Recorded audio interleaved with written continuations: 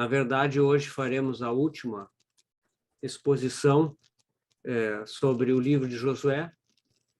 Nem de longe chegamos perto de esgotar esse livro, né? Parte da palavra eterna de Deus, mas cremos que nessas sessões todas, foram 9 sessões, conseguimos ao menos ganhar do Senhor algumas lições básicas sobre este livro tão precioso, né? Então, eu gostaria de hoje convidar os irmãos para lermos a palavra de Deus, e 2 trechos na Epístola aos Efésios, Efésios capítulo 2, versículos de 4 a 7, e depois Efésios 3, dos versículos 8 até o 11. Vamos ler esses versículos, lembrando que esta epístola, o livro de Josué, tem uma relação muito especial com a Epístola aos Efésios, e que, por isso, queremos ler esses versículos antes de começarmos. Efésios 2, de 4 a 7. Mas Deus, sendo rico em misericórdia, por causa do grande amor com que nos amou, e estando nós mortos em nossos delitos, nos deu vida juntamente com Cristo. Pela graça sois salvos. E juntamente com ele nos ressuscitou e nos fez assentar nos lugares celestiais em Cristo Jesus, para mostrar nos séculos vindouros a suprema riqueza da sua graça, em bondade para conosco em Cristo Jesus. Efésios 3, versículos de 8 até 11. A mim, o menor de todos os santos, me foi dada esta graça de pregar aos gentios o evangelho das insondáveis riquezas de Cristo e manifestar qual seja a dispensação do mistério, desde os séculos oculto em Deus, que criou todas as coisas, para que, pela Igreja, a multiforme sabedoria de Deus se torne conhecida agora dos principados e potestades nos lugares celestiais, segundo o eterno propósito que estabeleceu em Cristo Jesus, nosso Senhor. Vamos orar. Pai amado, nós te bendizemos, porque nos deste a tua palavra como aquele depósito de toda a revelação a respeito de ti mesmo e do teu propósito para conosco. Obrigado por esta palavra eterna que foi preservada, traduzida, disseminada por toda a terra, em todas as eras. Senhor, nós agora pedimos que o teu Espírito sopre sobre esta palavra e fale aos nossos corações. Nós pedimos que o teu Espírito tome estes momentos e os faça proveitosos do ponto de vista da eternidade.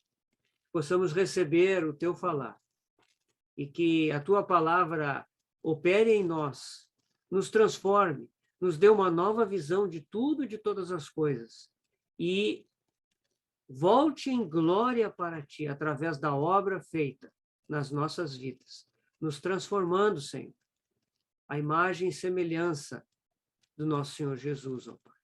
Senhor, nós encomendamos esses momentos nas tuas mãos. Nós confiamos no teu conduzir, no teu agir, no teu falar. E desde já te agradecemos. No nome de Jesus, ó Pai. Amém.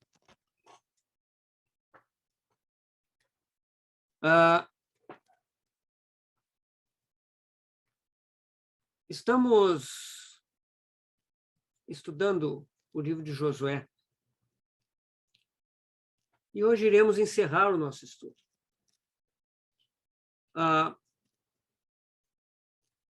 Nosso foco nesse estudo, irmãos, foi a primeira etapa da conquista.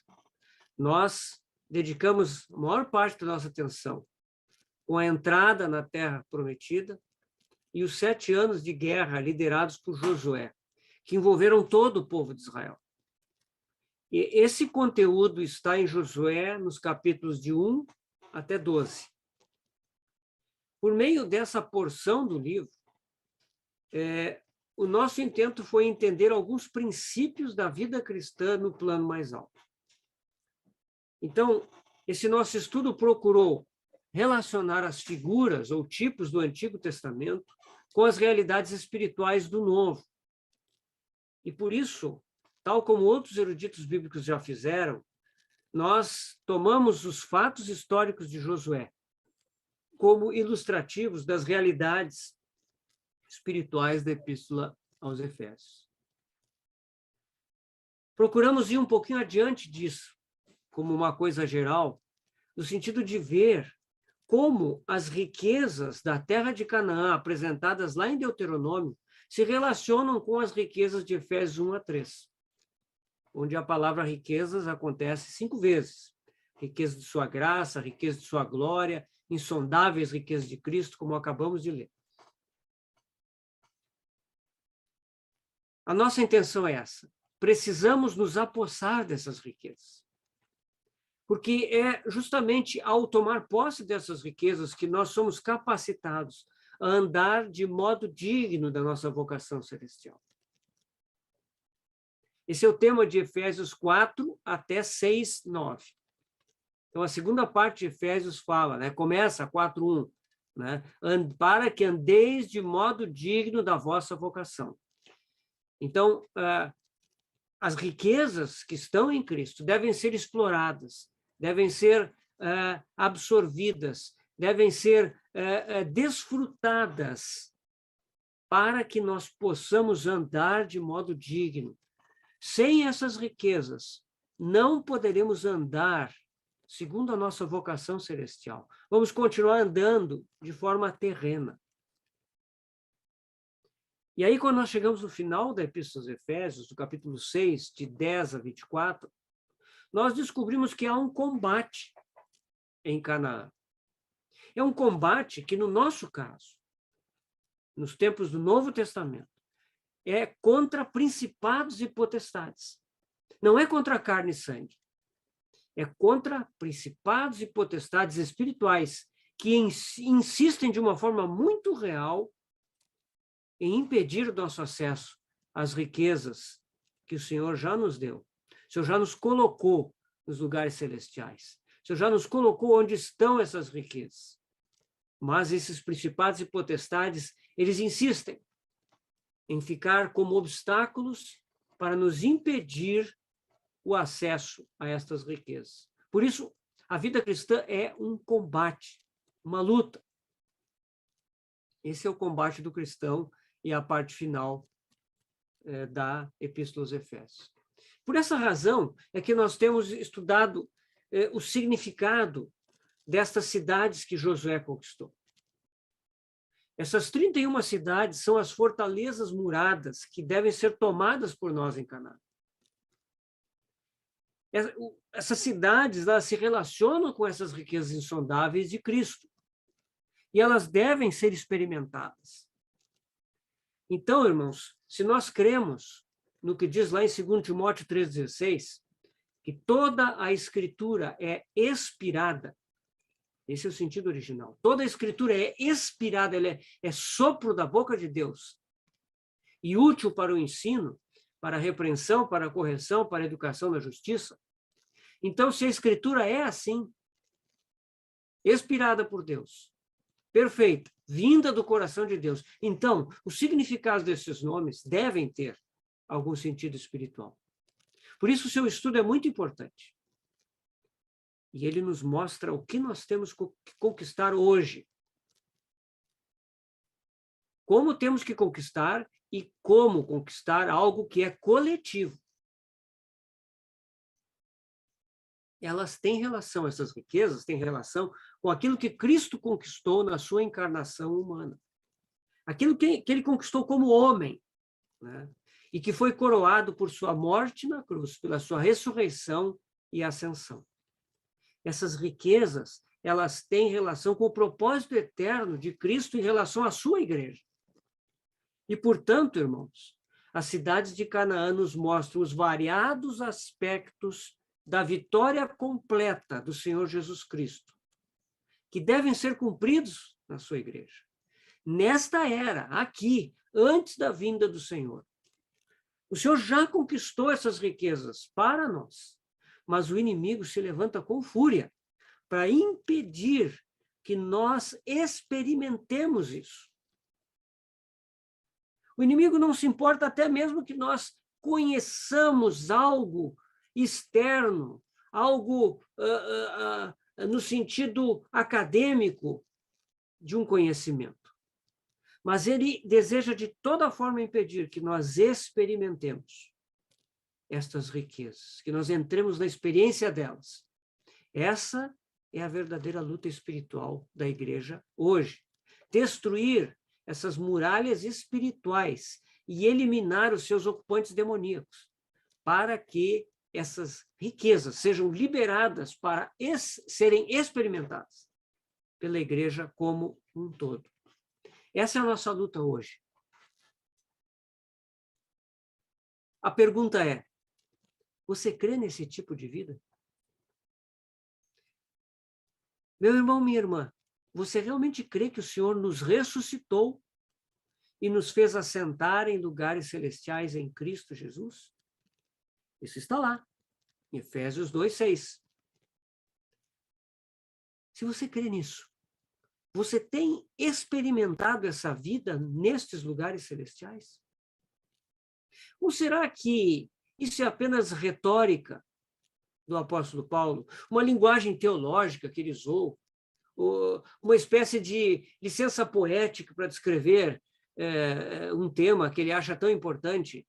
Será que é isso? Você crê realmente que Canaã é uma experiência do presente, nossa, de hoje?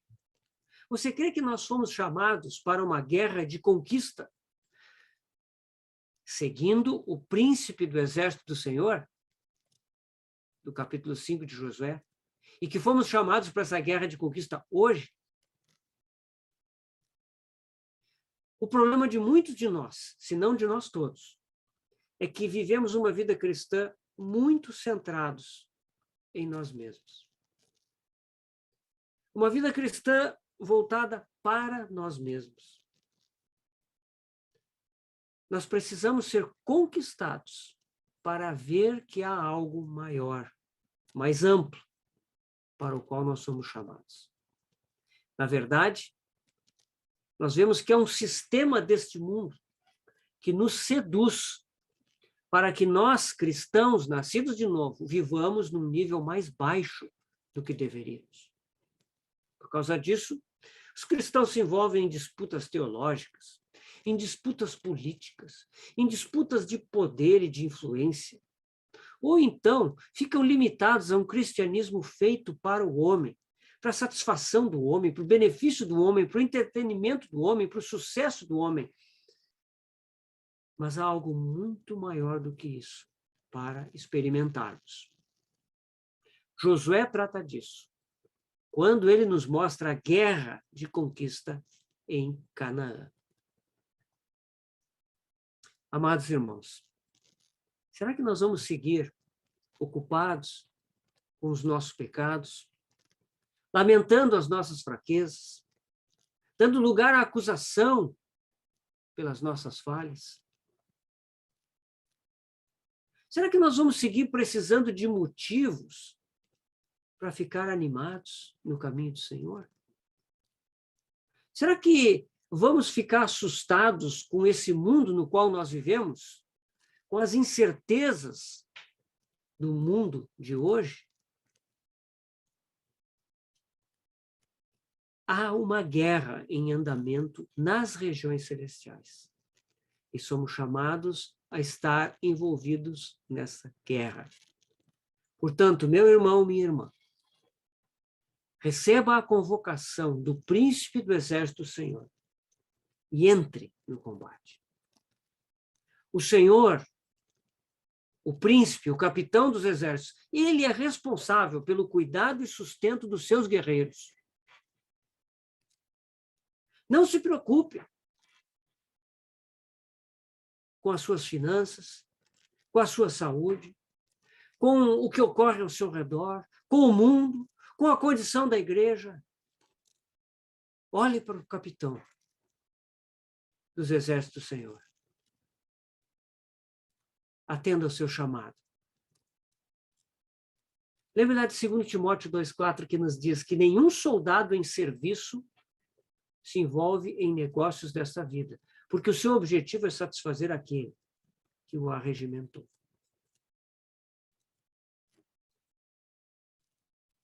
Amados irmãos, que o Espírito Santo de Deus possa tornar esse assunto que nós estamos falando, e hoje concluindo, algo muito prático para cada um de nós. Eu rogo para que cada um de nós se disponha a ser exercitado pelo Senhor nesse assunto. Esse é um tema, Paulo falou sobre isso com Timóteo, e ele disse que o exercício físico é de proveito temporário. Mas a piedade é proveitosa para tudo. E ele diz, rogo que te exercites pessoalmente na piedade. Nós precisamos ser exercitados nas coisas do Senhor, no chamamento do Senhor, no propósito do Senhor. Precisamos rogar que o Senhor nos coloque dentro dessa convocação militar que Ele nos faz. Não para estarmos lutando neste mundo, nessa terra, contra carne e sangue. Não. Mas para entrarmos nesse combate espiritual, junto com a igreja do Senhor, nas regiões celestes. Sem temor do inimigo. O Senhor nos chamou para esse combate. Ele já venceu o inimigo. E Ele nos chama agora para vencermos juntamente com Ele. Que as nossas circunstâncias de vida se tornem um campo de adestramento, onde somos exercitados para as guerras do Senhor e suas conquistas. Na semana passada, nós vimos a conclusão da campanha do sul de Canaã. Nós vimos as conquistas de Hebrom e Debir. Deixamos essas duas conquistas para uma sessão especial, pelo fato de que elas estão presentes também nos capítulos 14 e 15 de Josué. Ali nós notamos que a conquista definitiva destas duas cidades ocorreu através de Caleb. Ele conquistou Hebrom. Ele pediu a Josué Hebrom como herança. E ele foi lá e ele matou os 3 gigantes e conquistou a cidade. E também vimos que Debir, em seguida, foi conquistada por seu sobrinho, Otniel. Nós não vamos voltar às outras cidades, nem vamos elaborar, porque senão não vamos ter tempo para concluir o que precisamos concluir hoje. Mas nós vimos que Hebrom é o lugar da comunhão dos filhos de Deus. E essa cidade precisa ser conquistada pelo povo de Deus, para que nós aprendamos a ter comunhão uns com os outros em torno do Senhor. Nós vimos também que Debir é o lugar da palavra. A cidade de Debir significa lugar da palavra. É o lugar do Logos. Dabar, a palavra origem de Debir, significa Logos. É a mesma palavra em hebraico equivalente ao termo Logos, a palavra eterna de Deus, o verbo de Deus. Então, Debir é o lugar da palavra. Caso os irmãos queiram retomar os significados das cidades que nós já passamos, então ouçam as mensagens anteriores a esta 9ª mensagem que estamos transmitindo hoje. Né? Esses significados, irmãos, eles são muito importantes, porque eles nos mostram em detalhe o que são as riquezas espirituais em Cristo que estão nas regiões celestiais para serem conquistadas por nós. Às vezes nós falamos em riquezas espirituais em Cristo, mas se isso fica num nível muito abstrato, nós não sabemos. O que são essas riquezas? Né? Então, aqui nós vemos 2 dessas riquezas, a comunhão dos filhos de Deus e a riqueza que surge dessa comunhão, quando é uma comunhão em torno do Filho de Deus. Nós vemos Debir, o lugar da palavra, e nós vemos a riqueza que surge quando a palavra de Deus tem o seu lugar no meio do povo de Deus. Então, Essas coisas são coisas muito importantes. O significado espiritual de cada uma dessas cidades que nos permite entender o que são as riquezas a conquistar em Canaã. Nós paramos no capítulo 10, no final do capítulo 10, e hoje entramos no capítulo 11, e vamos ver alguma coisa da segunda parte do livro, para podermos encerrar tendo uma noção do todo desse livro. Então, no capítulo 11, eu gostaria então de mostrar aqui para os irmãos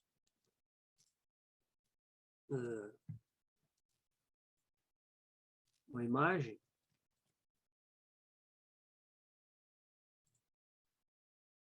Deixa eu ver aqui. Share screen. Tá.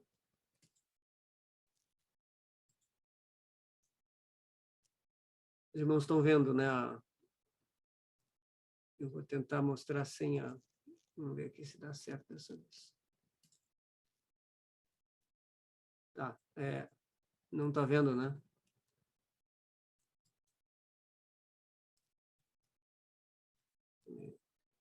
Ele não mostra a tela cheia, né, Antoniel?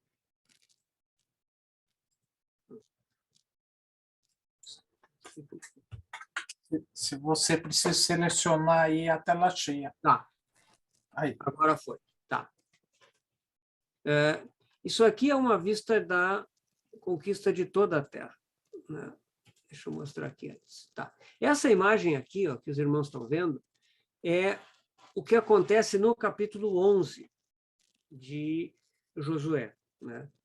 Então, sem tirar os nossos olhos dessa imagem, a gente pode ler ali no capítulo 11, versículos de 1 a 5. Josué 11, de 1 a 5. Tendo Jabim, rei de Azor, ouvido isto, ouvindo das vitórias de Josué sobre as cidades do sul, né, enviou mensageiros a Jobabe, rei de Madom, e ao rei Sinron, e ao rei Aksaf, e aos reis que estavam no norte, na região montanhosa, no Arabá, ao sul de Quinerete, nas planícies e nos planaltos de Dor, do lado do mar, aos cananeus do oriente e do ocidente, aos amorreus, aos heteus, aos ferezeus, jebuseus nas montanhas e aos heveus ao pé do Hermon, na terra de Mispa. Saíram, pois, estes e todas as suas tropas com eles, muito povo, em multidão, como areia que está na praia do mar, e muitíssimos cavalos e carros. Todos esses reis se ajuntaram e vieram e se acamparam junto às águas de Merom para pelejarem contra Israel. Então, os irmãos veem aqui no mapa Azor, que é a grande cidade do norte, né? Então, aqui está o Mar da Galileia, certo? O Rio Jordão aqui, né? E descendo o Rio Jordão, nós nem enxergamos nesse mapa aqui a Jerusalém, né? Jericó, que estão um pouquinho abaixo aqui do sul do mapa, tá? Mas nós estamos vendo aqui o Mar da Galileia e a cidade de Azor, que ficava um pouco ao norte do Mar da Galileia, um pouco ao norte, aqui onde no Novo Testamento estava Cafarnaum, né? Então, o rei de Azor, que era uma cidade grande, reuniu uma série de outros reis, né, que se reuniram e foram, os seus exércitos se reuniram e se dirigiram ao sul, se dirigiram para, provavelmente, combater Josué perto de Gilgal, ou seja, no acampamento de Gilgal, perto de onde era Jericó, né? Eles se acamparam aqui nas águas de Merom, tá? Nesse ponto aqui, tendo saído de Azor até aqui, outros reis se reunindo a eles por aqui, né? Versículo 6 do capítulo 11. Disse o Senhor a Josué, não temas diante deles, porque amanhã, esta mesma hora, já os terás traspassado diante dos filhos de Israel. Seus cavalos já retarás e queimarás os seus carros. Josué e todos os homens de guerra com ele veio apressadamente contra eles às águas de Merom e os atacaram.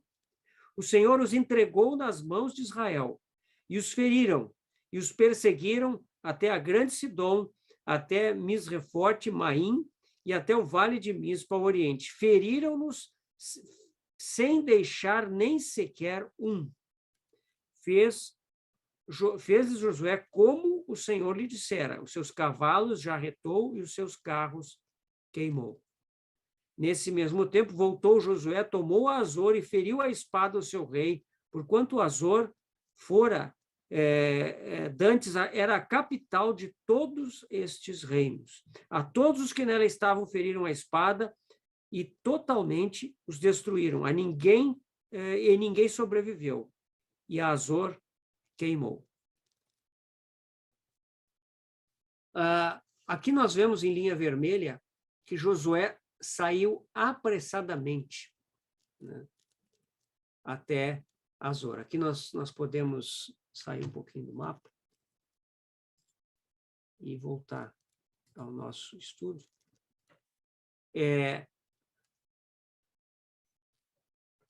Se os irmãos lerem, Josué, no final do capítulo 10, volta ao arraial em Gilgal. E eles nem tiveram muito tempo para descansar, porque logo ele ficou sabendo que o rei de Azor estava reunindo uma série de cidades e outros reis do norte da terra de Canaã para atacar a Josué. Ou seja, a campanha do norte, da conquista do norte de Canaã, já estava começando, independente da vontade de Josué. O inimigo era muito numeroso. E aqui nós temos a informação de que ele estava equipado com coisas de tecnologia da época que Israel não tinha. Muita cavalaria, né, exército montado, e carros de combate, ou seja, carruagens com guerreiros, arqueiros, lanceiros sobre elas, né, que andavam com grande velocidade no campo de batalha. Os israelitas não tinham nada disso. Portanto, é muito provável que este era o adversário mais difícil já enfrentado em Canaã. O versículo 4, capítulo 11, diz que saíram, pois, estes todas as suas tropas, com eles muito povo em multidão como a areia que está na praia do mar, e muitíssimos cavalos e carros. Então, era um adversário formidável, um adversário impossível de ser vencido de forma normal. Tal como na batalha contra os 5 reis, que nós lemos anteriormente, aqui Josué apressou-se.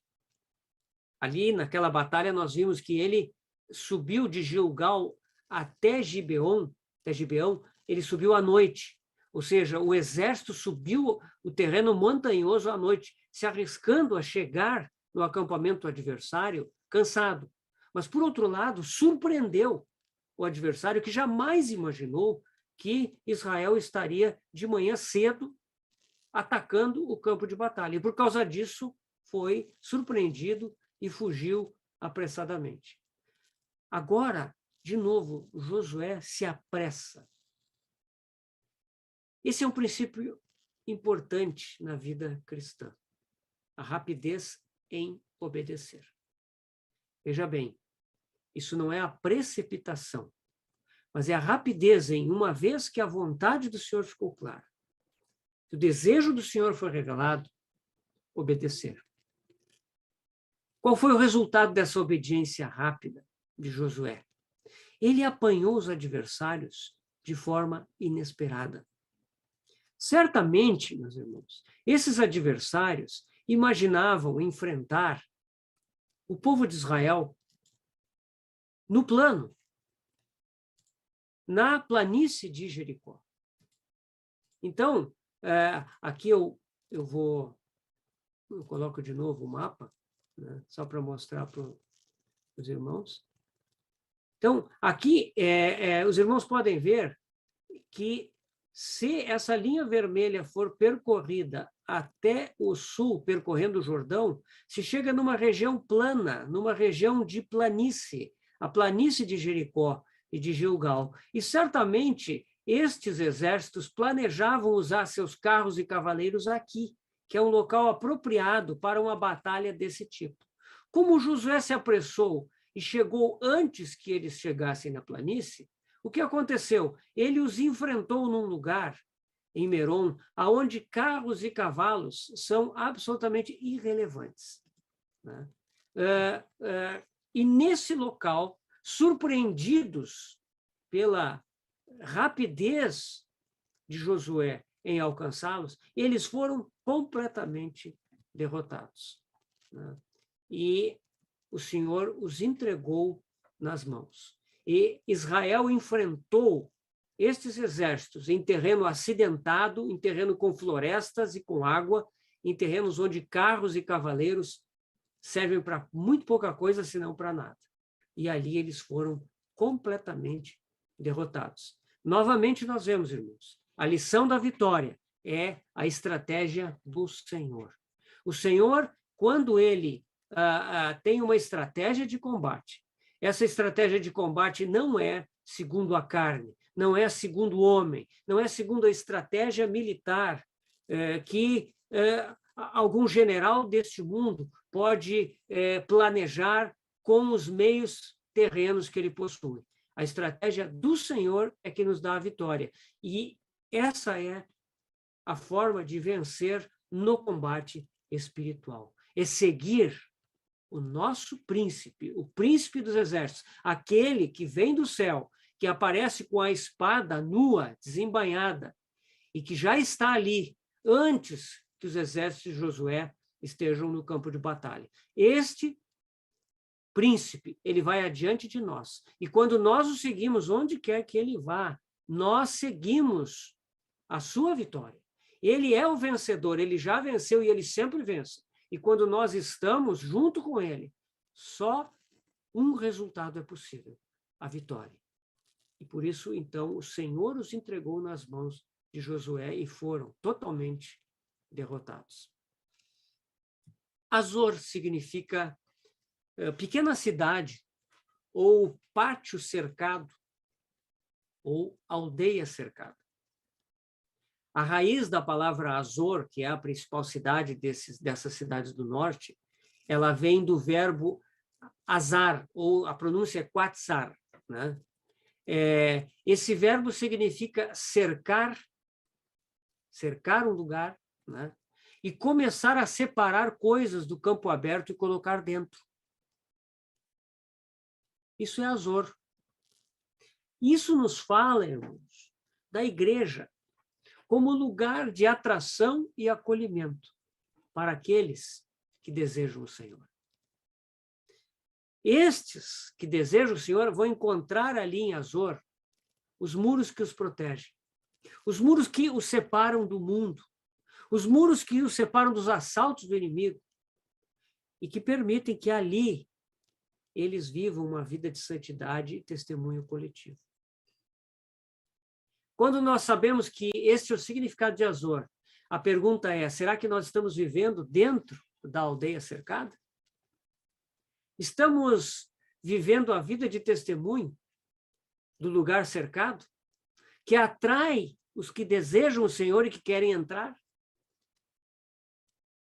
Azor representa essa riqueza do Cristo corporativo em Canaã.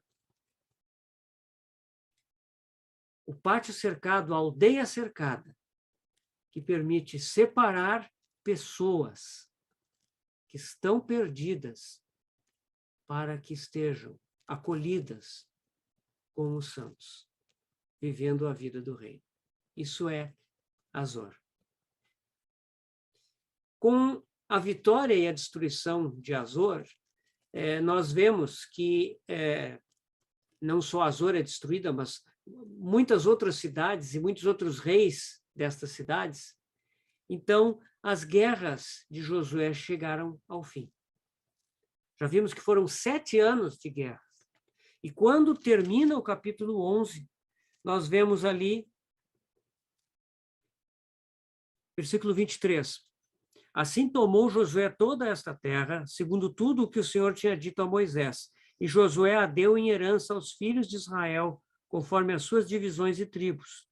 E a terra repousou da guerra.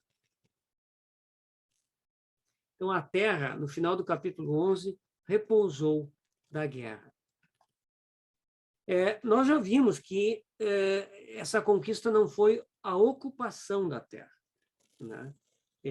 Aqui nós podemos ver um outro mapa. Tá.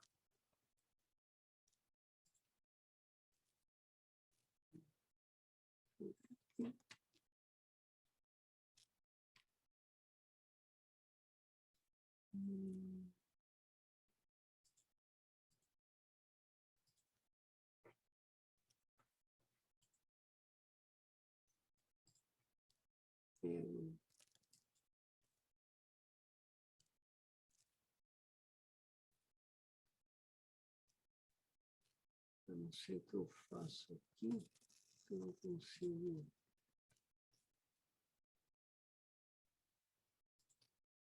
Esse mapa aí que os irmãos estão vendo, e que eu não estou conseguindo ampliar, é um mapa que mostra a terra ocupada, toda a terra ocupada. Então, os irmãos podem ver aqui no sul, né? Estou conseguindo ver o meu mouse mesmo com a imagem pequena. Aqui no sul, não dá para ver? Deixa eu tentar fazer outra coisa aqui, parece um pouquinho.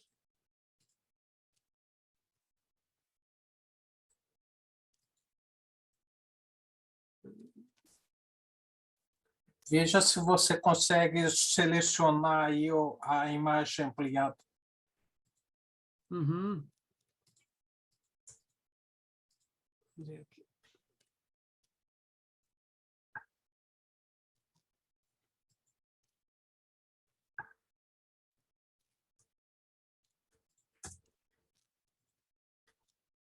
Achei. Desculpem a barbeiragem, mas não. Bom, eu não vou também aqui, tem que descobrir isso. Mas, de qualquer modo, o que está mostrado aqui? Essa parte mais em laranja, ela é a parte que corresponde à terra ocupada. Por outro lado, vocês veem várias partes em tom mais claro, que são as partes que ainda não haviam sido conquistadas. Então, aqui ao sul, uma boa parte foi conquistada. Ao norte, aqui também, boas partes foram conquistadas. No entanto, permaneceram ainda muitas terras ocupadas pelos inimigos de Israel. Essas terras, elas teriam que ser ocupadas pelas tribos, à medida em que elas fossem colocadas nas suas respectivas heranças. Então, o que Josué fez? Josué fez a primeira limpeza do território, venceu os principais reis, destruiu o poder daquelas cidades mais poderosas, e agora caberia às tribos distribuídas nas suas heranças completar a conquista, né? Então, no capítulo 12 de Josué, nós temos a lista dos reis, primeiro os que foram vencidos por Moisés, né, do outro lado do Jordão, né, em Gileade, que foram 2 reis, Seom, rei de Esbom, e Og, rei de Bazã, né? Esses 2 reis foram vencidos por Israel sob a liderança de Moisés. Mas, em seguida, nós temos os reis vencidos por Josué em Canaã, que são 31 reis. Esses 31 reis são importantes, porque eles estando dentro da terra, as suas posses representam o significado espiritual de Canaã. Infelizmente, nós não vamos poder ver os 31 nessa ocasião do estudo de Josué. Numa eventual oportunidade que tenhamos de retornar esse livro, talvez possamos aprofundar. Mas, como já vimos um bom número destas cidades, eu gostaria de abordar alguns mais, cujo significado parece muito importante e significativo. Então, vamos ver 6 ou 7 dessas cidades, para entendermos o significado dessas riquezas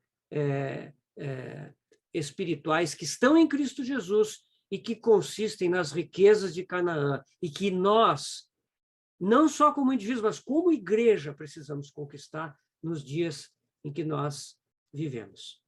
A primeira cidade que nós ainda não vimos o significado e que não poderíamos deixar de fora, de modo algum, é Jerusalém. nós sabemos, irmãos, que a cidade de Jerusalém ela foi tomada por Josué, que está descrita aqui no capítulo 12 de Josué, no versículo 10, né, que ele venceu ao rei de Jerusalém. Só que essa cidade provavelmente foi conquistada e foi retomada pelos jebuseus. E somente com Davi é que ela foi conquistada em definitivo. O significado da palavra Jerusalém é cidade da paz, ou fundamento, possessão da paz. Essa cidade, ela é correspondente àquela paz que o Senhor nos dá. Nós vemos lá em João 14, 27. Deixo-vos a minha paz vos dou. Não vou-la dou como a dá o mundo. O Senhor, ele nos dá uma paz que não é a paz deste mundo. O mundo procura por paz. O mundo fala muito na paz, mas o mundo não tem os meios para conquistar a paz. Como falta paz nos nossos dias, irmãos. Falta paz não só no mundo. Nós vivemos numa época de muita guerra, muito confronto, muita ofensa e adversidade. É muito fácil para as pessoas se ofenderem, brigarem umas com as outras, talvez mais do que qualquer época. Muita adversidade. E o pior, falta paz até mesmo entre os irmãos. Existe um salmo, o primeiro cântico dos degraus. Você sabe que os cânticos dos degraus começam após o Salmo 119, né? Começa com o Salmo 120. E ali, o salmista, ele diz algo muito interessante. Salmo 120, versículos de 5 a 7. Ai de mim que peregrino em Meseque e habito nas tendas de Quedar. Já há tempo demais que habito com os que odeiam a paz. Sou pela paz. Quando, porém, eu falo, eles teimam pela guerra. Não é essa a situação do nosso mundo, irmãos. Não é essa a situação, inclusive, dentro daquilo que se chama igreja, hoje em dia. João 16, 33 nos diz: estas coisas vos digo, para que tenhais paz em mim. Irmãos, só existe um lugar onde nós podemos ter paz. Em Cristo. Nele. Não há outro lugar onde há paz. A nossa paz está em Cristo. Ele é o fundamento da nossa paz. E quando nós vivemos nele, em torno dele, para ele, nós encontramos a paz. Quando nós nos prostramos e servimos a ele, quando nós nos dispomos a andar como ele anda, a segui-lo onde quer que vá, então nós encontramos a paz. Se nós buscarmos a paz, só vamos encontrar a guerra. Porque em nós não há paz. A nossa natureza é uma natureza belicosa, de confronto. Mas nele há paz. Ele é a nossa Jerusalém, o lugar, o fundamento da paz. Isso está em Canaã. Isso precisa ser conquistado, porque existem principados e potestades que desejam impedir que nós experimentemos Jerusalém, que nós vivamos na paz que está nele. Isso é Jerusalém.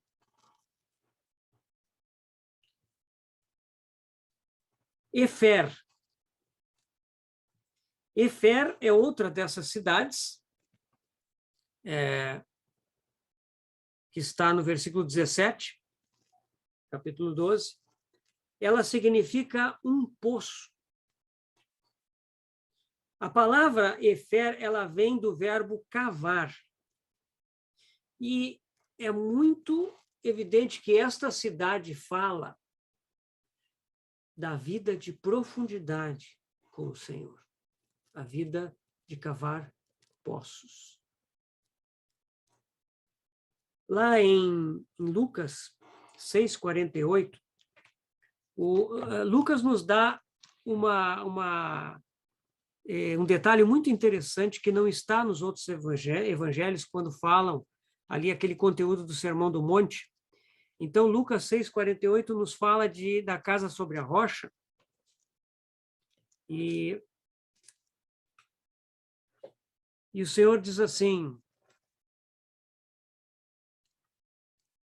versículo 47, todo aquele que vem a mim e ouve as minhas palavras e as pratica, eu vos mostrarei a quem é semelhante.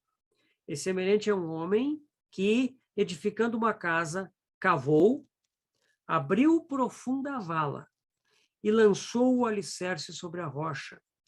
E vindo a enchente, arrojou-se o rio contra aquela casa e não a pôde abalar por ter sido bem construída. Mas o que ouve e não pratica é semelhante a um homem que edificou uma casa sobre a terra sem alicerces. E arrojando-se o rio contra ela, logo desabou, e aconteceu que foi grande a ruína daquela casa. É muito interessante o detalhe, cavou, abriu profunda vala. Primeiro cavou, abriu profunda vala e lançou o alicerce sobre a rocha. Meus irmãos, isso fala da nossa vida de profundidade, de uma vida de inconformidade enquanto nós não tocamos a realidade do Senhor. De uma vida que vai, que se aprofunda e que busca encontrar o Senhor em toda e qualquer situação. Vida de profundidade. Efer fala dessa vida. Outra coisa que a vida de profundidade e de poço fala é em relação àquilo que diz lá em Jeremias 2,13.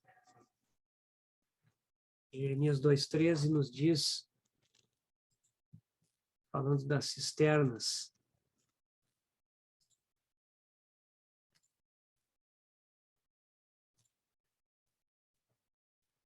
porque 2 males cometeu o meu povo.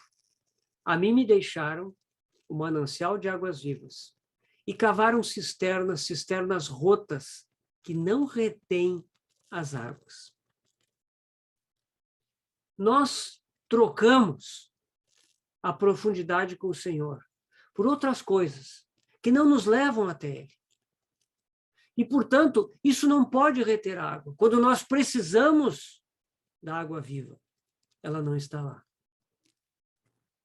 Mas a nossa atitude, se nós estamos em Efer, é de cavar profunda vala até que o nosso alicerce esteja sobre a rocha, sobre a pessoa do Senhor.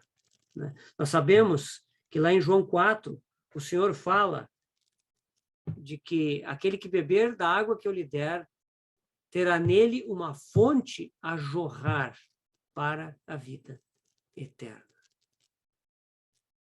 Essa é a realidade do Espírito de Deus no interior do nosso espírito. Lá em João 7, o Senhor fala que aquele que crer em mim, como diz as Escrituras, dele fluirão rios de água viva. Do seu interior fluirão rios de água viva. Essa é a vida de profundidade. É a vida que vai até tocar o Senhor. Efer. Não podemos nos demorar muito, né? Lazaron é outra cidade. Lazaron significa planície, significa lugar aplanado.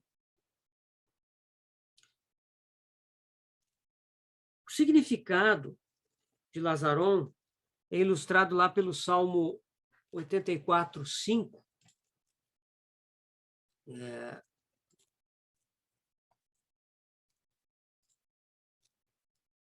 Que nos diz assim: bem-aventurado o homem cuja força está em ti, em cujo coração se encontram os caminhos aplanados, o qual, passando pelo vale árido, faz dele um manancial.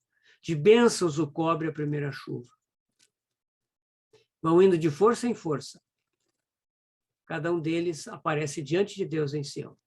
Isso é Lazaron, o lugar aplanado, os caminhos aplanados.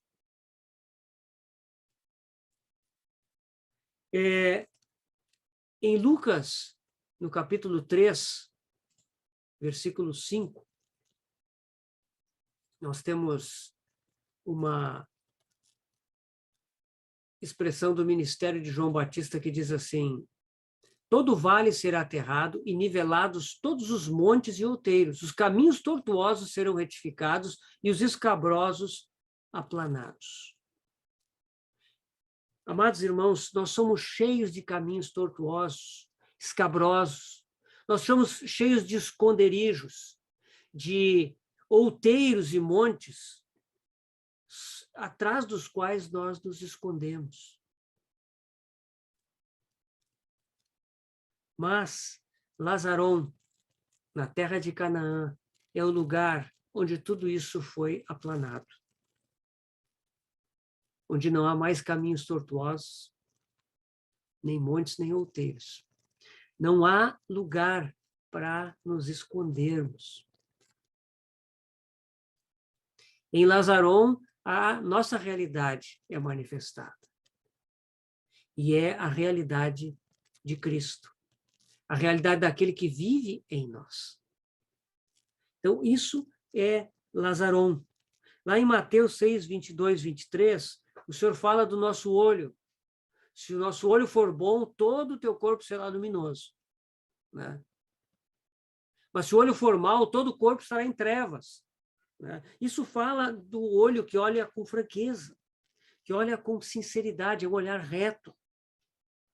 Isso fala de uma vida que não tem duplicidade, que não tem motivos escondidos. Uma vida aberta, transparente, uma vida de sinceridade em amor. Isso é Lazaron. A planície, lugar aplanado. É outro lugar de Canaã. A igreja precisa viver a realidade de Lazaron. E quando ela viver Lazaron, testemunho de Deus será dado por meio da igreja. Tem outra cidade com um nome muito interessante, se chama Sinron Meron. Essa cidade tem um significado muito curioso, porque é uma palavra composta, Sinron e Meron, né? Josué 12, 20. Essa cidade foi conquistada na campanha do norte, na última parte. Sinron, a primeira parte do nome, significa tutela ou guarda. Meron significa rebeldia. Mas é uma rebeldia provocada. É uma rebeldia que ela foi provocada por algo. Então, juntando essas duas palavras, nós temos que essa cidade de Sinron Meron, ela é a guarda das provocações à rebelião. Nela, nosso eu é guardado de ser provocado para ser rebelde. Meus irmãos, nós temos uma natureza caída. Essa natureza vai estar conosco até aquele dia em que nós somos transformados no arrebatamento.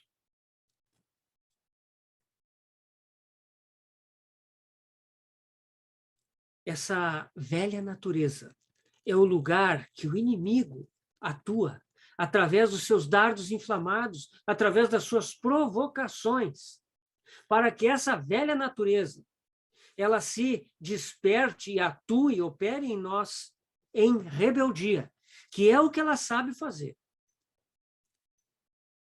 Todos nós, meus irmãos, já descobrimos quão rebeldes nós somos, quão propensos à rebelião, quanto nós não gostamos da correção, quanto nós não gostamos do comentário de reprovação, quanto nós não gostamos de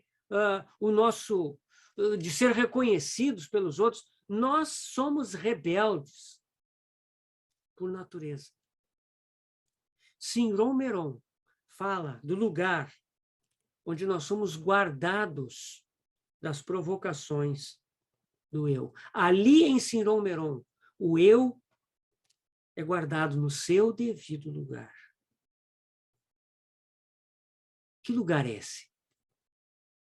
Esse lugar é a cruz de Cristo. Porque nós fomos crucificados com ele. E por causa disso, devemos considerar-nos mortos para essa natureza pecaminosa.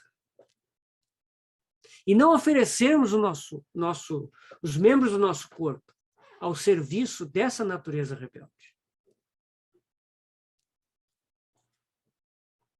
Sinron Meron fala do tomar a cruz e do seguir o Senhor.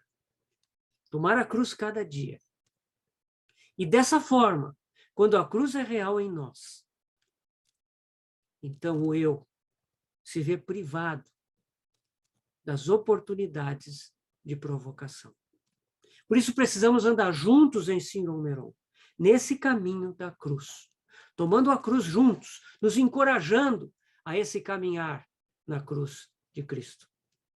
Meus irmãos, hoje em dia, esse assunto da cruz, tanto a cruz do nosso Senhor Jesus Cristo como a nossa cruz, como esse assunto é ausente da igreja como um todo.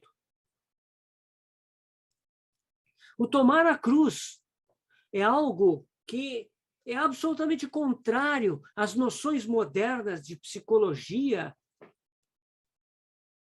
de humanismo, a filosofia de vida desse mundo.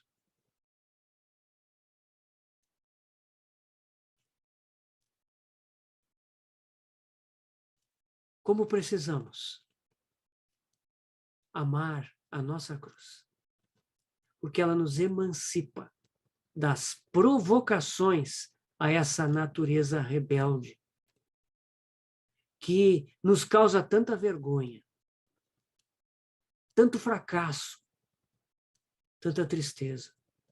E o pior, tristeza nos outros também. Mas na cruz de Cristo nós fomos crucificados com ele. E por causa dessa crucificação com ele nós podemos tomar a nossa cruz cada dia. Isso é Sinron Meron. Nessa cidade, não é tanto o falar da cruz que acontece, mas é a experiência da cruz. Porque também existem aqueles que gostam de falar da cruz. Meus irmãos, falemos da cruz, sim. Da cruz de Cristo, principalmente, e da nossa cruz. Mas sejamos exercitados no tomar a nossa cruz cada dia. Porque aí as nossas palavras virão com autoridade. Isso é Sinron Meron. Quarta cidade que vimos hoje. Aksaf. Aksaf quer dizer encantamento, fascinação. É quase como que cair debaixo de um encantamento mágico.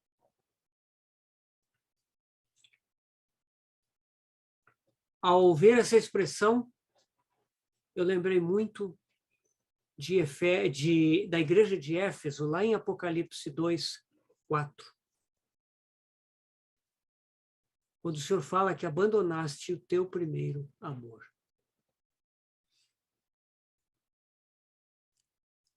E o Senhor diz à igreja de Éfeso que se arrependa e retorne ao primeiro amor. O que é o primeiro amor?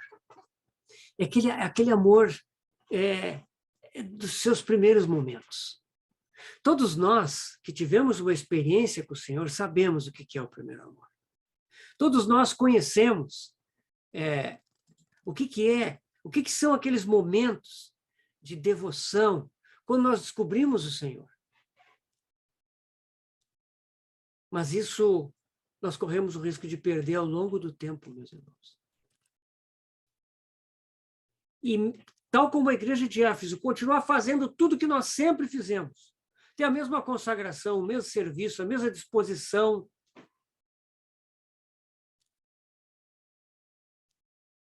Mas Aksaf fala de estar fascinado pelo Senhor. E, na verdade, Aksaf lembra muito o livro de Cantares. Se você lê o livro de Cantares, você vai ver como a noiva diz ao noivo, como tu és formoso. E como o noivo diz para a noiva, como és formosa. Isso é fascinação com o Senhor. Os primeiros cristãos, lá em Atos 11, 26, em Antioquia, eles foram chamados de cristãos pela população local que não era cristã. Antioquia tinha esse costume de dar apelidos para as pessoas. E quando eles viram aquelas pessoas que só falavam de Cristo, que para eles só tinha um assunto, que era o Senhor, eles só tiveram uma atitude a tomar. Estes são cristãos. Eles estavam fascinados por Cristo. Que isso seja real para nós, irmãos, como indivíduos e como igreja. A realidade de Aksaf, da fascinação pelo Senhor. Taanaki. Taanaki é outra cidade. Está aí na lista. Vocês podem conferir. Eu não estou retornando lá, mas Taanaki está no versículo 21 do capítulo 12. O que significa? Andando errante, peregrinando. Em Taanaki se encontram os peregrinos. Aqueles que não têm raízes nessa terra, mas que têm raízes no céu. Aqueles que sabem que o seu reino não é deste mundo. O seu reino há de vir, mas não é o reino deste mundo. Sabemos, irmãos, não precisamos ler lá Hebreus 11, 13, que fala que nós somos estrangeiros e peregrinos. Ali fala dos heróis da fé, que eles andaram como estrangeiros e peregrinos. Eles sabiam que a pátria deles não era aqui. Será que nós somos estrangeiros? Peregrinos? Quem já viveu em outro país por algum tempo tem uma noção do que é a estranheza de não ser nativo daquela terra. É só você abrir a boca que todo mundo já sabe que você é um estrangeiro. Você não é dali. Será que nós somos, no nosso andar aqui, estrangeiros e peregrinos? Isso é Taanaki. A igreja mostrando um tipo de vida que não é daqui, é do céu. É um tipo de vida desconhecido. Mas em Taanaki, esse tipo de vida é vivido corporativamente. 2 Coríntios 5:20 fala que nós somos embaixadores em nome de Cristo, como se Cristo exortasse por nosso intermédio. É a mesma coisa, irmãos. Nós somos embaixadores, nós somos representantes de uma outra nação, de uma outra forma de vida. Isso é Taanaki, o peregrino, que testifica de uma outra pátria, de uma outra nacionalidade aqui na Terra. Megido. Megido, que está no versículo 21 também, depois de Taanaki, capítulo 12 de Josué. Megido, o significado é lugar de reunião de tropas. Lugar onde as tropas se reúnem. E há ali uma finalidade agressiva na expressão, ou seja, Megido é um lugar onde as tropas se reúnem para uma operação militar de invasão. Existe uma raiz nessa palavra, Megido, né, Gadad tem a ver com essa palavra, com a origem dela. E essa raiz, ela fala do corte da individualidade para dar lugar ao coletivo. Ou seja, os eus individuais cedem para que, coletivamente, as tropas do Senhor possam estar reunidas e mobilizadas para o ataque. Isso diz respeito à nossa mobilização. Se nós entramos em Canaã, nós somos chamados para uma operação militar.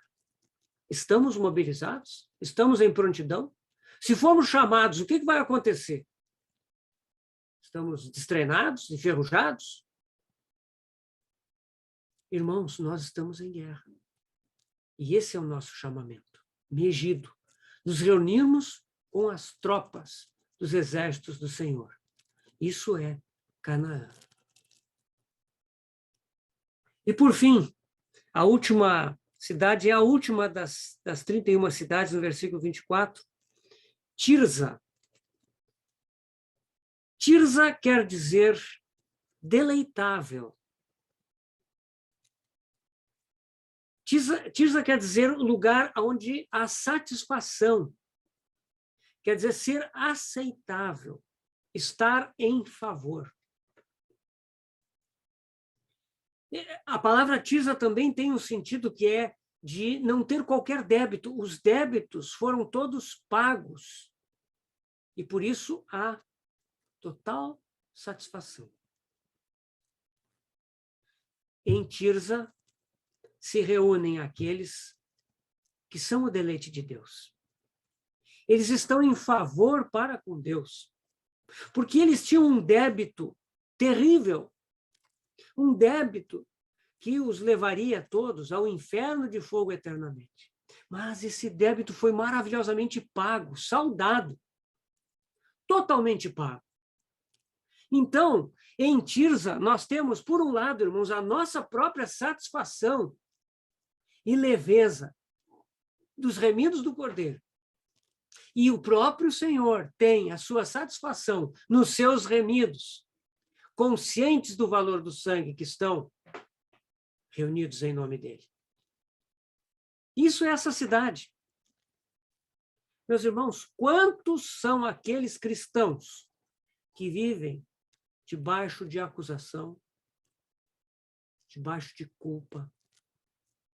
Quantos são aqueles que confessam várias vezes o mesmo pecado, que são acorrentados a um problema do passado e que trazem o seu problema constantemente e que demonstram que jamais conseguiram colocar essa situação difícil, quem sabe, debaixo do precioso sangue do nosso Senhor? Creia no poder remidor do sangue do Cordeiro. Meu irmão, minha irmã, você foi remido, você foi comprado, seus pecados foram perdoados, a dívida está paga. E agora você pode ser satisfação para o Senhor. Nós sabemos que o deleite de Deus, a satisfação de Deus é uma só. Vocês sabem, né, irmãos? Lá no Evangelho de Mateus, primeiro 3,17, no batismo do Senhor, depois 17,5, na transfiguração. Por 2 vezes o Pai se manifestou. Este é o meu filho amado, em quem me comprazo, em quem eu tenho prazer. O Senhor sempre foi a satisfação do Pai. E ele se manifestou sobre isso.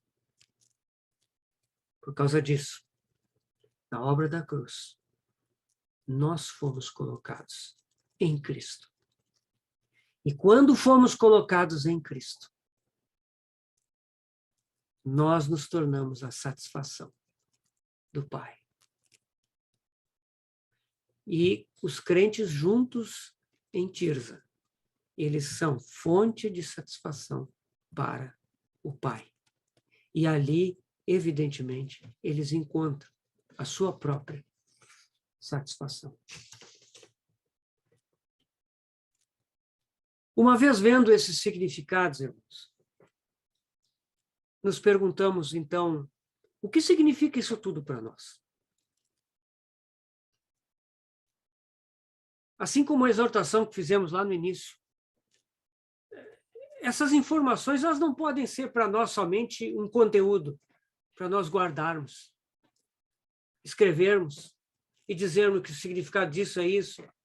Isso, meus irmãos, deve gerar em nós uma ambição. Isso deve gerar em nós um desejo de possuirmos essas 31 cidades, de possuirmos essa realidade. E como os irmãos já viram, isso não é individual apenas. É impossível conquistar isso individualmente, mas é algo coletivo. A igreja deve entrar na posse destas riquezas. Isso é viver nas regiões celestiais. Isso é conquistar na batalha contra principados e potestades, que Efésios nos informa. Queridos irmãos, muitos cristãos ficam frustrados com a vida cristã por causa da falta de perspectiva, por falta de uma noção de propósito. Porque eles creram, eles receberam o perdão dos pecados, eles sabem que receberam a vida eterna, que não entram mais em juízo, e eles estão em paz quanto a isso. Ah, meus irmãos, quanta paz isso nos dá, saber que, porque nós cremos nele, não entramos mais em juízo, passamos da morte para a vida. Que maravilha! Um dia vamos estar com o Senhor. Mas será que é somente isso? Será que agora vivemos somente para frequentarmos reuniões, para termos alguma comunhãozinha aqui e ali, irmos a algum retiro, quem sabe? Será que não há mais nada para conquistar? Meus irmãos, olhem para Josué e Calebe, ao final da vida. Lembre-se de Calebe, no capítulo 14. Dá-me esta montanha. 85 anos. E agora ele está pronto para enfrentar os 3 gigantes, filhos de Anak. Será que não temos nada para conquistar? Lá em Josué, e aí nós avançamos um pouquinho para podermos ver um pouquinho do final do livro. Josué 18. Josué capítulo 18, de 1 a 3. Reuniu-se toda a congregação dos filhos de Israel em Siló, e ali armaram a tenda da congregação, e a terra estava sujeita diante deles. Dentre os filhos de Israel ficaram 7 tribos que ainda não tinham repartido a sua herança. Disse Josué aos filhos de Israel: até quando sereis remissos em passardes para possuir a terra que o Senhor, Deus de vossos pais, vos deu? Vejam, Josué diz: até quando sereis remissos em passardes para possuir a terra que o Senhor vos deu? Meus irmãos, muitos cristãos ficam paralisados, não avançam na fé. Eles permanecem crianças, além do tempo devido. E por causa disso, eles se tornam um peso na igreja. Esse não é o propósito de Deus. Essa não é a vontade de Deus. A vontade eterna de Deus é que nós entremos em Canaã e conquistemos a nossa herança. E nós temos a nossa vida toda para gastar, conquistando essa herança, entrando de cidade em cidade, usufruindo das riquezas de Cristo, descobrindo o seu sentido de uma forma mais ampla, junto com os irmãos e irmãs, mantendo a posse desses lugares, indo a outros lugares, possuindo esses outros lugares, até que o Senhor tenha a sua plenitude na sua amada noiva, na sua igreja. Nós somos chamados para isso, para uma vida de guerra, de batalha, de conquista e de desfrute das riquezas de Cristo.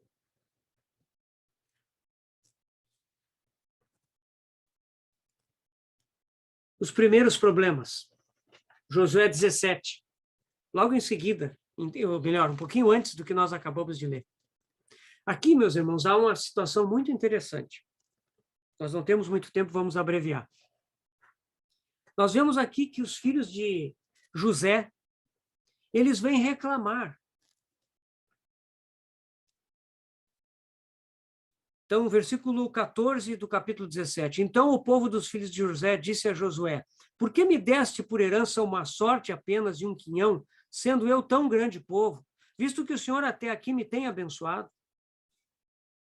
Disse-lhe Josué: se és grande povo, sobe ao bosque e abre ali clareira, na terra dos ferezeus e dos refaíns, visto que a região montanhosa de Efraim te é estreita demais. Então disseram os filhos de José: a região montanhosa não nos basta, e todos os cananeus que habitam na terra do vale têm carros de ferro, tanto os que estão em Bet-seã e suas vilas, como os que estão no vale de Jezreel. Falou Josué à casa de José, a Efraim e a Manassés, dizendo: tu és povo numeroso e forte, não terás uma sorte apenas. Porém, a região montanhosa será tua. Ainda que é bosque, cortá-lo-ás, e até as suas extremidades será todo teu. Porque expulsarás os cananeus, ainda que possuam carros de ferro, sejam fortes. Meus irmãos, vejam aqui.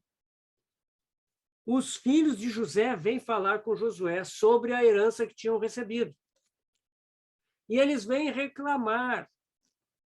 Vejam só, Josué é da tribo de Efraim, um dos filhos de José.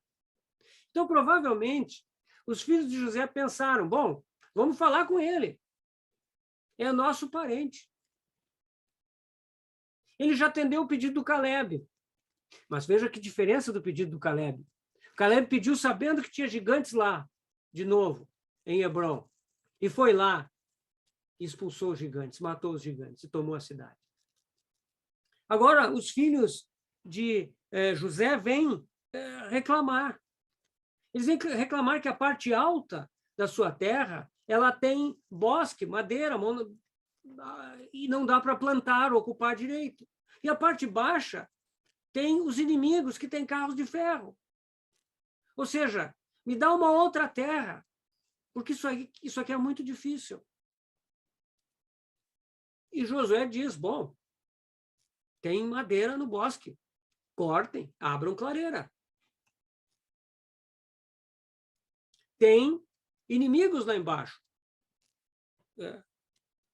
Enfrentem os cananeus, mesmo que eles tenham carros de ferro, porque nós já vencemos exércitos muito maiores com carros de ferro.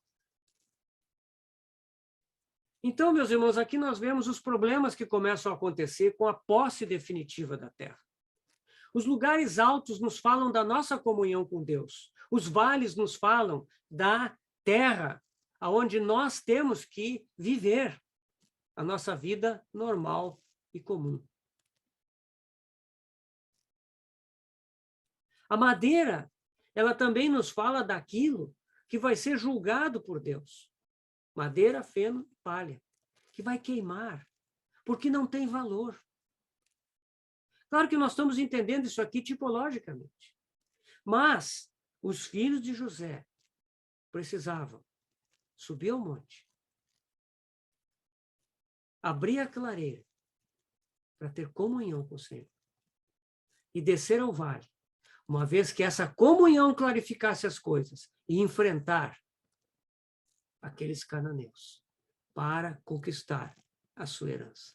Se eles não fizessem isso, a herança não seria possuída. Então, nós vemos que mesmo em Canaã aqui, surgem alguns problemas. Surge outro problema também. E isso lá no capítulo 22. Quando, se os irmãos estão lendo Josué, aqueles que leram Josué, né, e estão familiarizados com o livro, sabem o que o capítulo 22 trata, né, daquelas 2,5 tribos que foram mandadas para casa, né? Elas foram para casa, e vocês sabem o que aconteceu. Josué as despediu, Josué as abençoou, e elas foram, então, para o outro lado do Jordão. Mas elas construíram um altar. Aquelas 2,5 tribos. Os filhos de Ruben, os filhos de Gade e a meia tribo de Manassés. Eles construíram um altar. Construíram da cabeça deles. Deus não mandou edificar aquele altar. Esse é um altar dos expedientes humanos.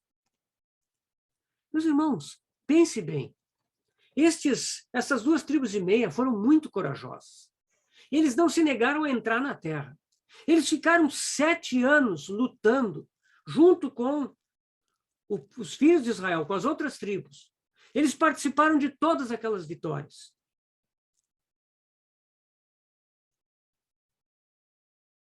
Eles viram a mão poderosa de Deus. Eles viram a terra da abundância, da plenitude.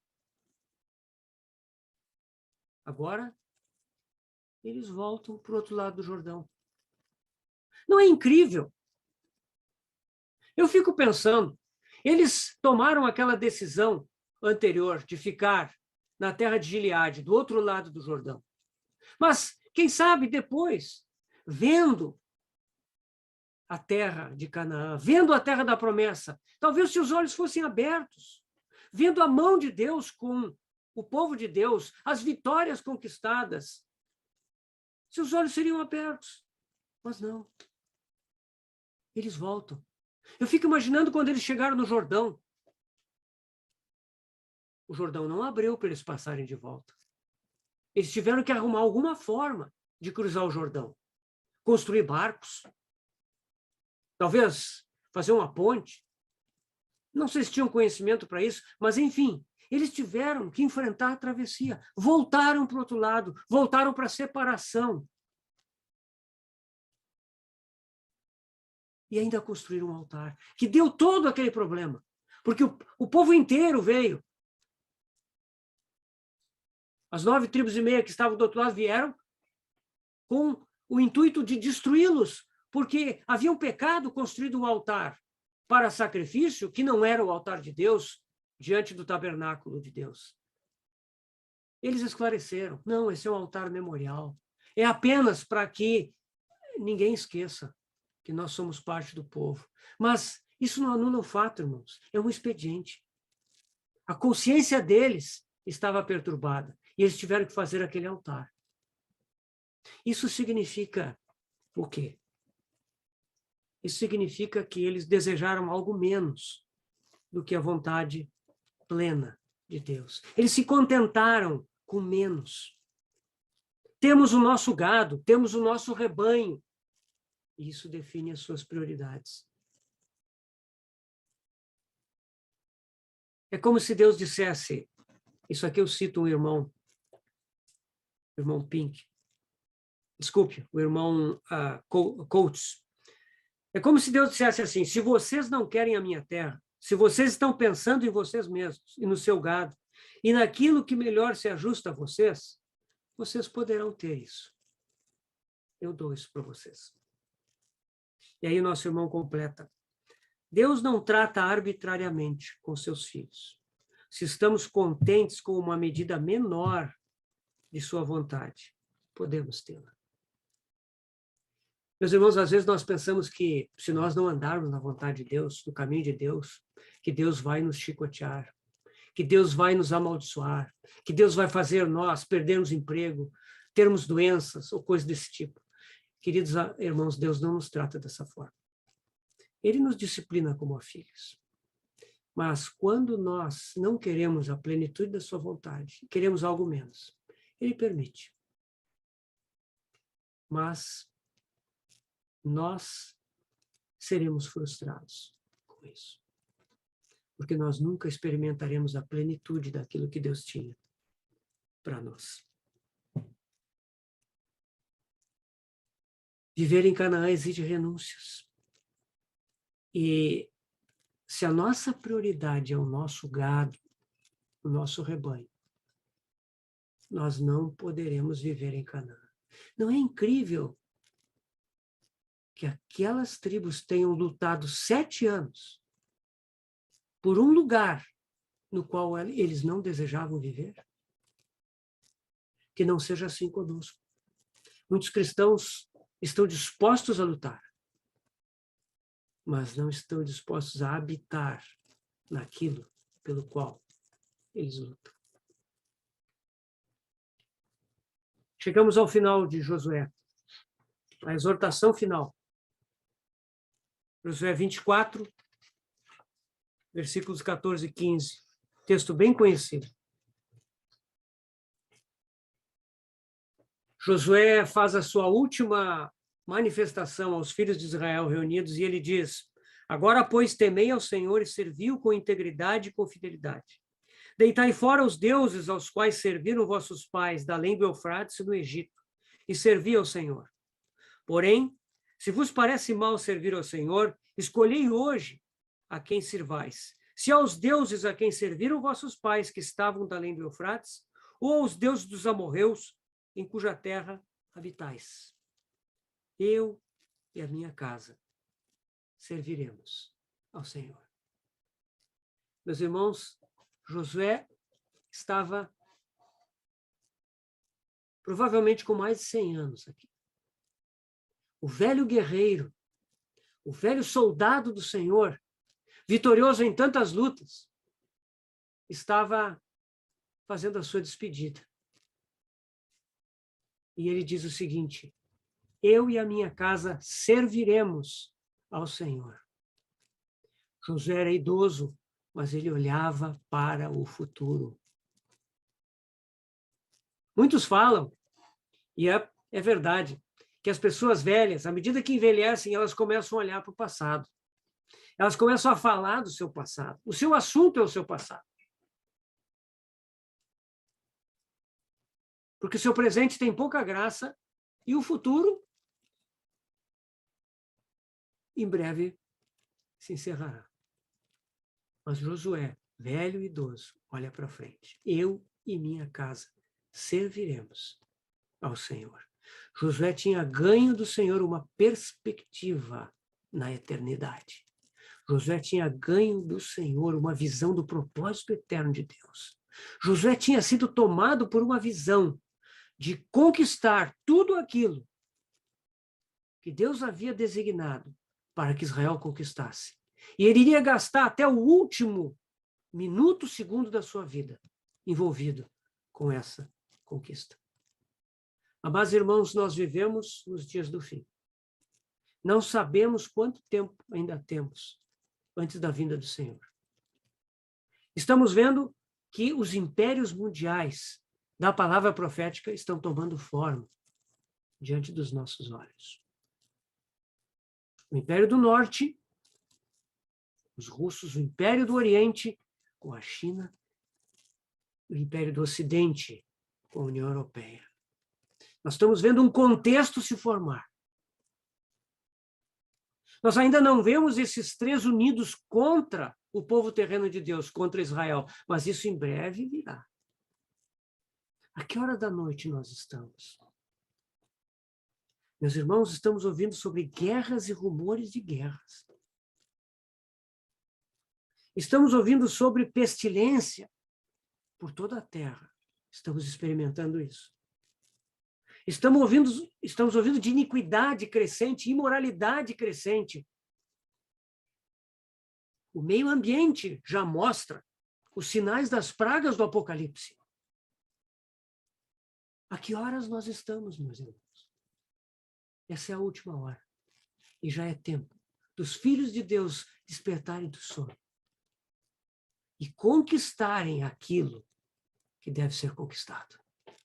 Meus irmãos, Canaã é uma realidade de vida hoje. Regiões celestiais, riquezas em Cristo Jesus, para a igreja, o seu corpo, para testemunho do céu na terra. Isso é Canaã. Isso é para hoje. Isso é para nós conquistarmos. Meus irmãos, que o Senhor nos anime. Que o Senhor desperte os nossos corações. Para que, como diz lá em Efésios, no capítulo 4. Capítulo 3. Para que pela igreja a multiforme sabedoria de Deus se torne conhecida agora dos principados e potestades nos lugares celestiais, segundo o eterno propósito que estabeleceu em Cristo Jesus, nosso Senhor. É pela igreja que a multiforme sabedoria de Deus se tornará conhecida agora. Não só nesse mundo, mas de principados e potestades nos lugares celestiais. Os próprios anjos, vendo a igreja ataviada, sem mancha, sem ruga, gloriosa, eles vão se prostrar em adoração à obra do Senhor feita nas nossas vidas. Meus irmãos, isso é Canaã hoje. Que o Senhor possa nos animar e nos encorajar a vivermos essa vida de conquista. Ele vai adiante. Ele já nos conquistou. Ele já venceu. Ele é o capitão. Ele tem a espada desembainhada. Ele é o vencedor. E com ele, nós venceremos. Até aquele dia em que desceremos com ele o exército dos céus para a vitória final. De modo que o seu reino seja implantado nessa terra. Vamos orar. Senhor, muito obrigado pelo livro de Josué, pela Epístola aos Efésios. Muito obrigado pela tua palavra. Senhor, nós, após estudarmos estas coisas, conscientes, Senhor, da nossa pequenez, da nossa fraqueza, Senhor, clamamos a Ti para que Tu nos dê graça, de forma que possamos entrar em Canaã, de forma que possamos ver o nosso príncipe dos exércitos do Senhor, com a espada desembainhada, vencendo e para vencer. Ó Senhor, que nós possamos seguir-te onde quer que Tu vás. Senhor, que essa terra seja conquistada. Senhor, que nada nessa terra fique sem ser conquistado. Não queremos ser negligentes, Senhor, mas queremos nos aplicar, junto com nossos irmãos e irmãs, conquistar o que ainda precisa ser conquistado, experimentar tudo que Canaã tem para nós, de forma que Tu sejas glorificado, Senhor. Que Tu tenhas um testemunho, que glorifique o Teu nome, que seja conhecido de principados e potestades e que complete a Tua obra na terra, de forma que Tu possas trazer para Ti aquela noiva ataviada, gloriosa, pura e sem defeito. Senhor, faz isso. Nós nos dispomos das Tuas mãos. Nós confiamos em Ti, Senhor, e rogamos, faz a Tua obra, Senhor. E desde já Te agradecemos, porque sabemos que esse é o Teu propósito eterno e que Tu vais completá-lo. Em nome do nosso Senhor Jesus. Amém.